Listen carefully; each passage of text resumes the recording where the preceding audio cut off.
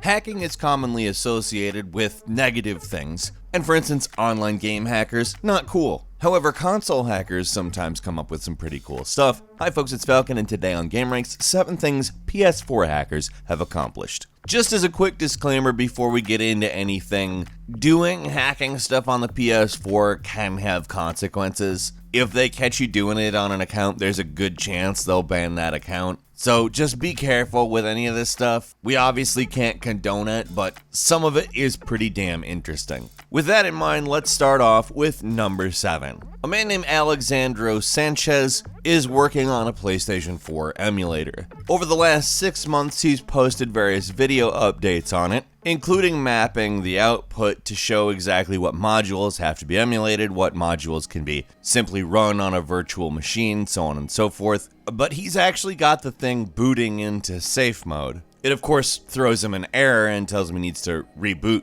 and reinstall the PS4 software, because it's not quite going anywhere yet. But he's got that thing supporting the DualShock, which is pretty good. It's recognizing DualShock input as he does anything, which is very cool. He also spends time on Reddit, YouTube, and Twitter answering questions and generally sort of describing the project. His YouTube channel is Alexandro Sanchez. It does contain his update videos. His Twitter is AlexAltea, AlexAltea, which is also his name on Reddit, where he posts updates. Now, I will say that some inherent things about the PS4 means you'll have to actually have a PS4 console to fire up the emulator the first time. It just has to do with encryption and things like that. But given it's a low-level emulator and it's really only truly emulating the GPU, it will probably actually have less system requirements than your typical emulator, maybe even lower than the PlayStation 3 emulator, which is cool.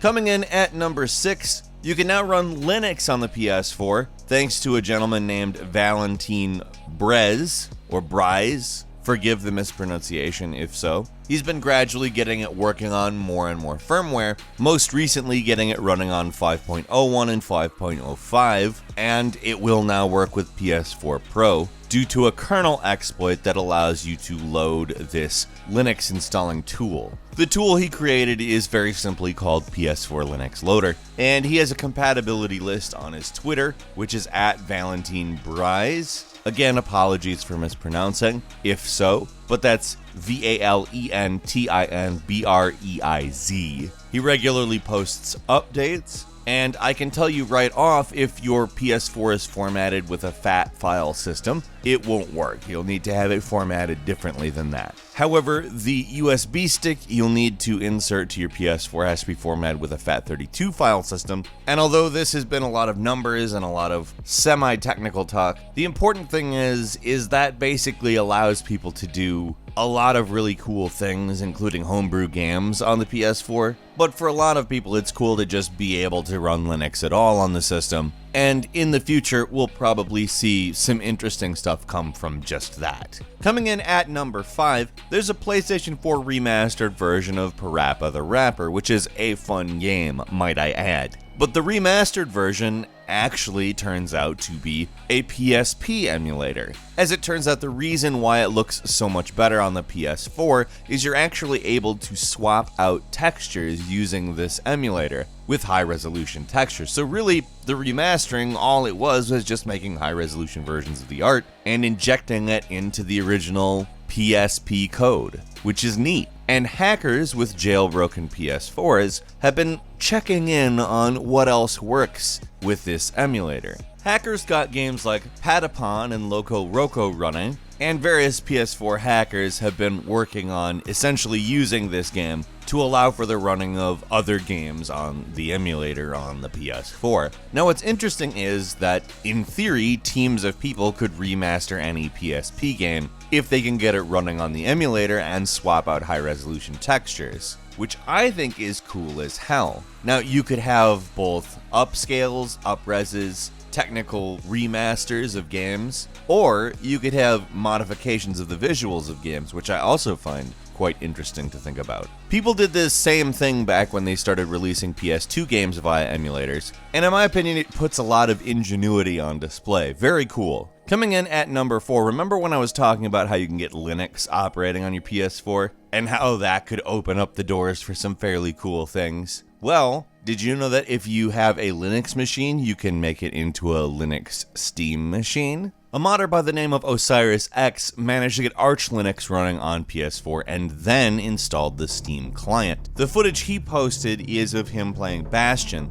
and it basically looks like it's supposed to. He's recording his own TV with a camera, so it's really kinda tough to tell exactly what the frame rate is, but it doesn't look bad. The Steam interface looks like it's running like it's supposed to, and he claims that most games run fine on low to medium settings, which is very interesting. Now for me, the thing that is most appealing about this is the idea of playing Left 4 Dead or Portal or Half-Life on the PS4.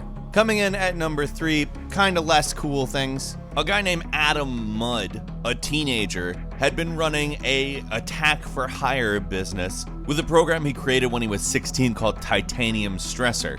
Basically, you could pay him money to carry out DDoS attacks. He personally carried out about 594. I'm assuming that other people were able to use the program because ultimately he was responsible for 1.7 million breaches. He ultimately made somewhere between $400,000 and $500,000 from this, and I'm guessing that's probably why they were so harsh to him in their response, which is, they gave him a 2-year jail sentence at age 20 for stuff that he did when he was 16, which is actually quite a bit if you consider precedence and his age. It's pretty wild. Coming in at number 2, a guy was just jailbreaking PS4s and selling them in California. This one isn't quite as amazing in of itself. Jailbreaking a PS4 isn't like a shocking thing to do, but Sony was like, oh, this guy's a problem, to the point where they sued him.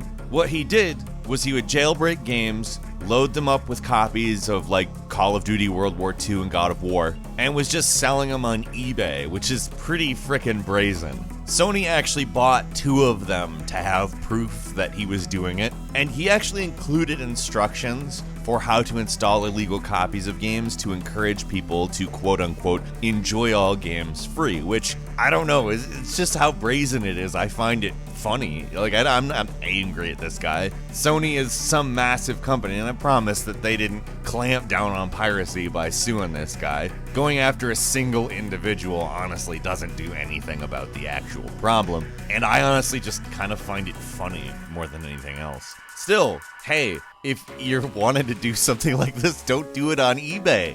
It's the most visible place to do it, and it's so easy to find. Sony will find you. And finally, number 1, an Uncharted 4 modder partly made it first person. Now, it's important to understand it's not actually, hey, check it out, this game is in first person now. It's kinda different. What this modder did was use a movable camera to place the camera inside Nathan Drake's head, and for sequences where Nathan Drake stays stationary, it basically functions as the game being first person. This also works for cutscenes, and if you're not moving Nathan Drake around, technically any shooting sequence, but the minute he moved Nathan Drake around, it would screw up the camera. So it's not really a usable thing, but it made a really cool trailer, and also maybe works as kind of a proof of concept for further modding as PlayStation 4 modding actually takes off, gets further, becomes a thing, so to speak. Couple of quick bonus points for you. A guy looking for a exploitable firmware PS4 was having no luck, and he noticed one that was wrapped in shrink wrap and asked the pawn shop owner of the pawn shop he went to looking for one, why? Well, it's because it was infested with roaches. He was able to buy it for $50, cleaned it out, and it's quite amazing, but it had a 5.05 firmware. Oh, and a lot of roaches in it. Just, it's gross. And finally, a hacker who was going by the name of SpongeBob, which I think is actually a pretty awesome username, that's hilarious, had in his profile the words disrespect equals disconnect. And what this means was He was DDoSing people who disrespected him in PS4 games, which is the most petty and goofy thing I can imagine someone doing. Have you ever dealt with a hacker or seen something cool that a hacker did? Leave us a comment, let us know what you think, and if you like this video, please click like. If you're not subscribed, now's a great time to do so. We upload brand new videos every day of the week, and the best way to see them first is, of course, a subscription, so click subscribe and don't forget to click the notification bell. As always, we thank you very much for watching this video. I'm Falcon. You can follow me on Twitter at Falcon the Hero, and we'll see you next time right here on Gameranx.